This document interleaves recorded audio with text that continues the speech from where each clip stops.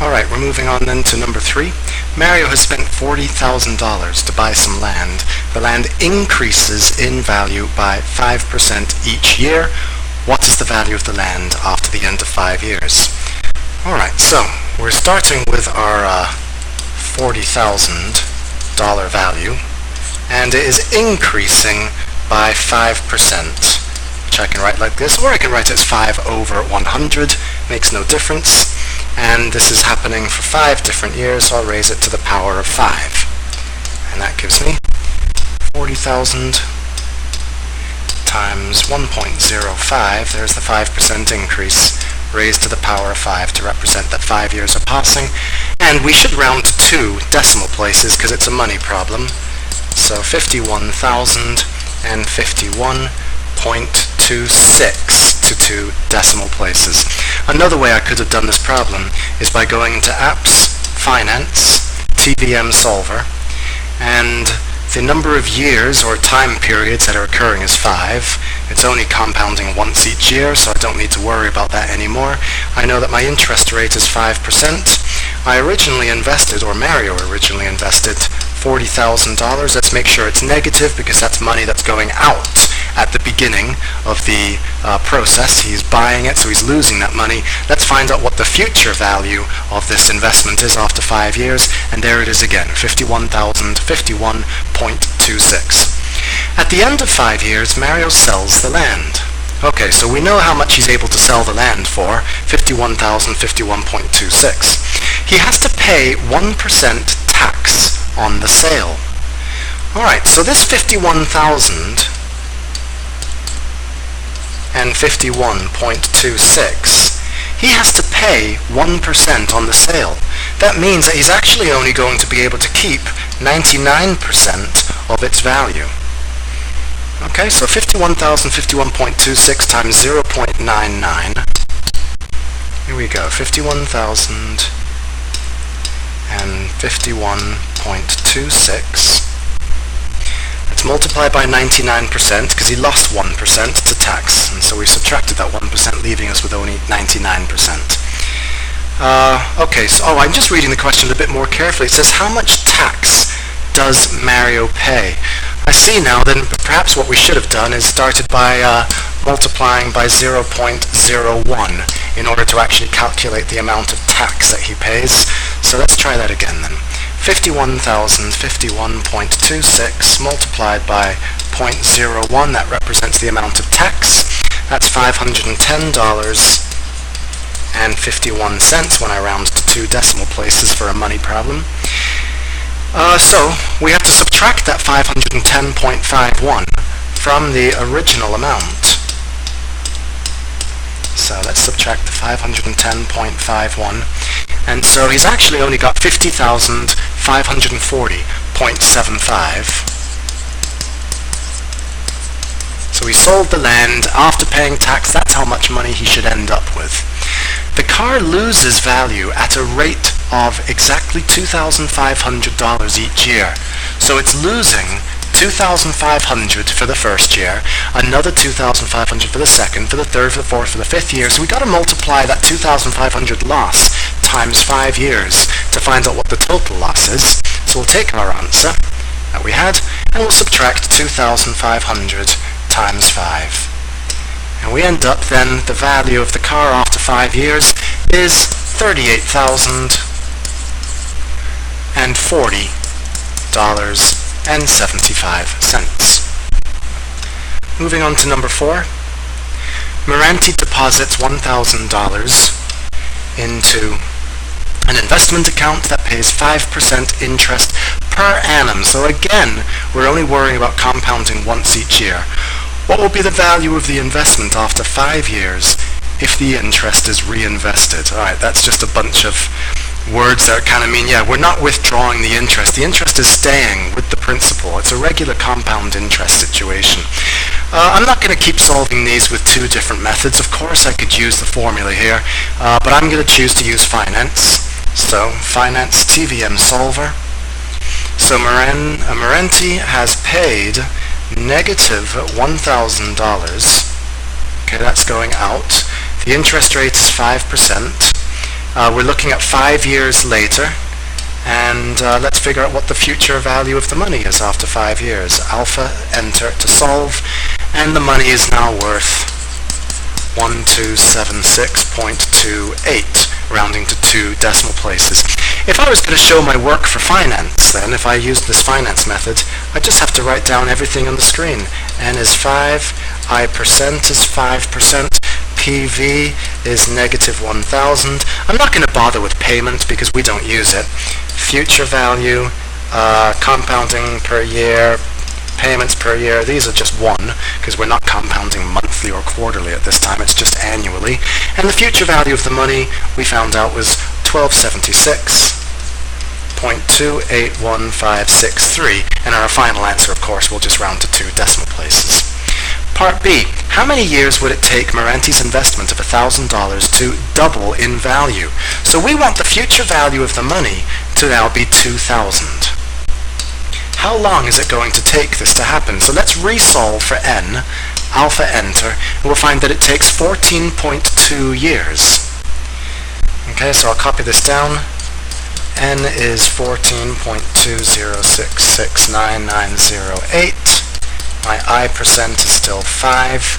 My PV is still negative 1,000. My future value of the money is 2,000 because it's doubled. And once again, P per Y, C per Y is just equal to 1. Okay? Now, in order to actually interpret this answer, I guess we could say 14.2 years. But I think it might be a better answer. I don't think that that Meranti is going to receive her interest until the end of each year. So it's at 14 complete years, she doesn't yet have double the amount. So I think the better answer is going to be 15 years. It's on finally the 15th year that she's going to end up having enough. You'll see this also if we use the other methods. I said I wouldn't do both methods, but maybe I should show this. And so Meranti's investment was $1,000, and then let's just get rid of all the other junk.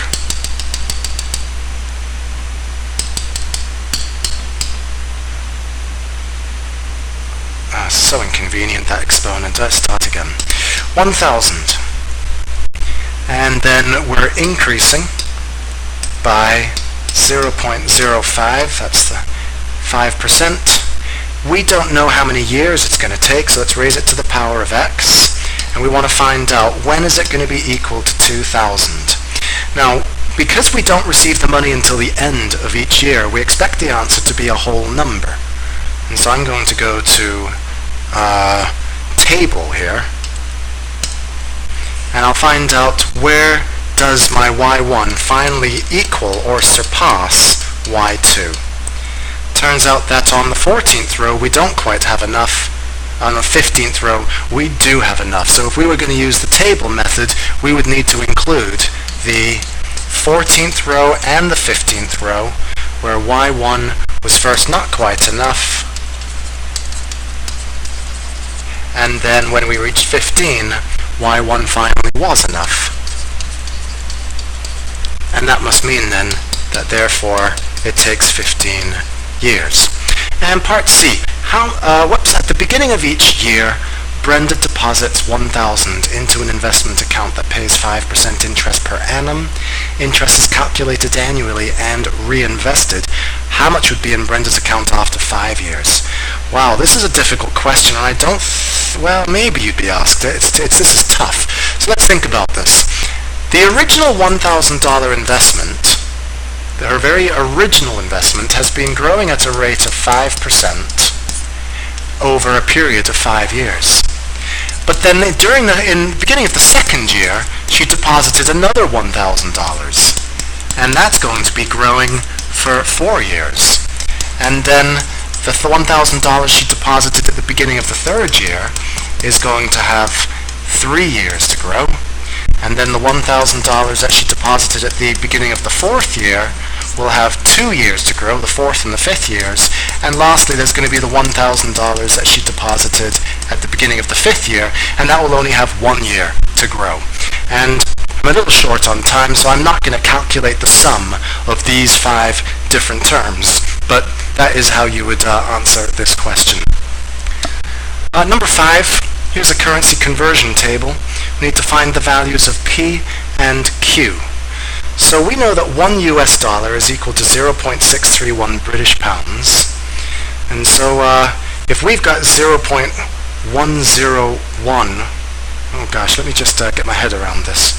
I need to find out, okay, for example, from the table, 1 US dollar is equal to 0.631 pounds. Okay, so I need to find the values of P and Q.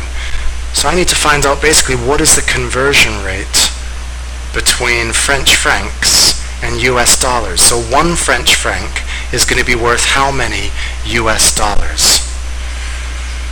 Well, alright, we can see that we've got 6.289 French francs is worth 1 US dollar. I'm trying to figure out how many US dollars is there when we've got 1 French franc. So if we cross multiply here, we'll get 6.289x is equal to 1, meaning that x is equal to 1 over 6.289. Okay, let's just check that out. 1 divided by 6.289, and we discover that P is equal to 3 significant figures, 0.159.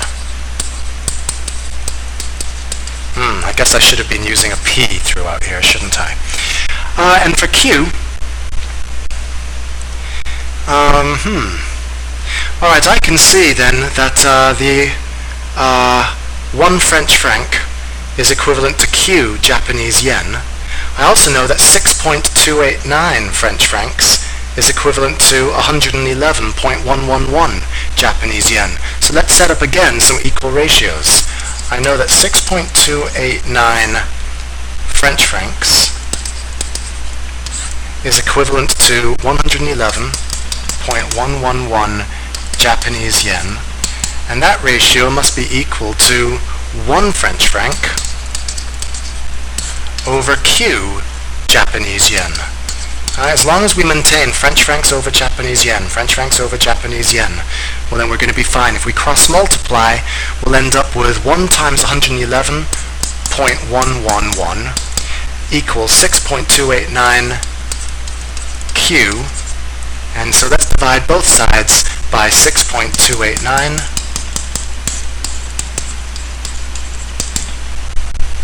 111.111 divided by 6.289, and I discover that Q is equal to 17.7 if I'm rounding to 3 significant figures.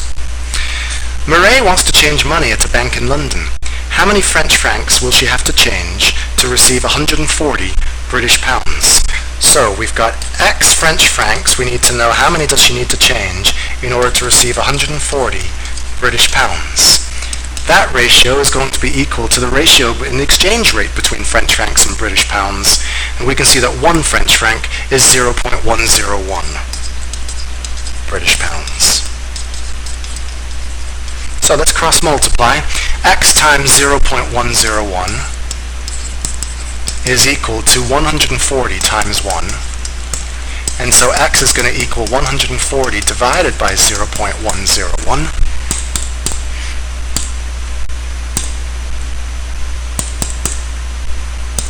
And we get 1,386. So the number of French francs that she will need is 1,386.14 French francs when I round to 2 decimal places.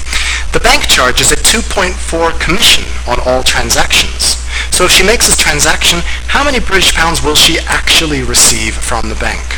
Alright, so our 140 British pounds that she was originally changing has lost 2.4%. Let's find out how much that was. If we multiply it by 2.4%,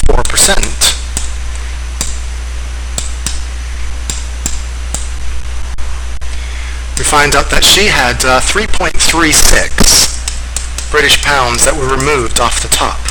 So 140 minus 3.36 means that she was actually only changing 140 minus 3.36. She was actually only had 136.64 British pounds to change. So let's do that 136.64 instead of 140, she's actually, after the commission, only got 136.64 to change.